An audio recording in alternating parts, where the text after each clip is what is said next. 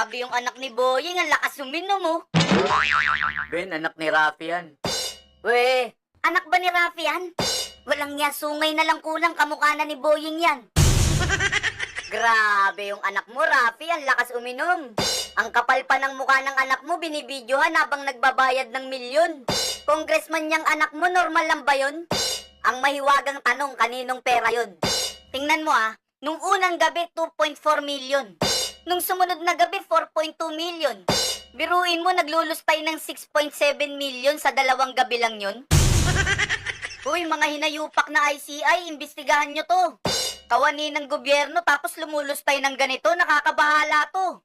Uy, mga tarantado kayo, alamin nyo kung saan kumukuha ng pera to. Huwag nyo sabihin yung pinanggastos niya dyan, galing dito.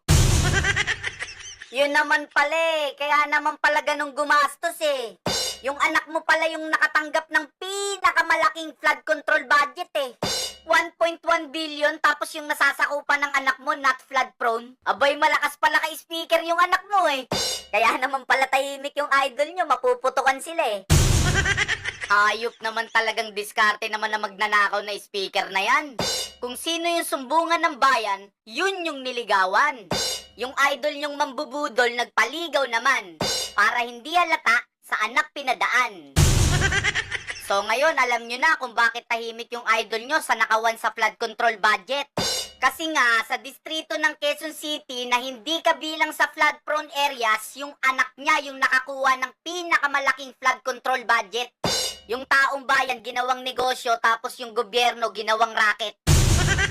Kaya naman palang daming pera ng anak mo Maliwanag pa sa sikat ng araw galing sa flood control budget Ibig sabihin yung pinanlaklak ng anak mo galing sa taong bayan na pera. Tapos ang kapal ng mukha nag-table pa. Ibig sabihin taong bayan din nagbayad ng ka-table niya. Grabe naman kayo mga tulfo, ang gagarapal nyo naman. Biruin mo $42,000 saka $73,000, dalawang gabi lang yan. Di ba 200 yung attorney nyo? Tanong nyo nga kung normal yan. 2 senador, 2 congressman, tapos gumagastos ng ganyang kalaki isang gabi lang.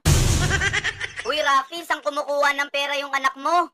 Pag hindi tumigil yung anak mo, susumbong ko yan kay Tulfo?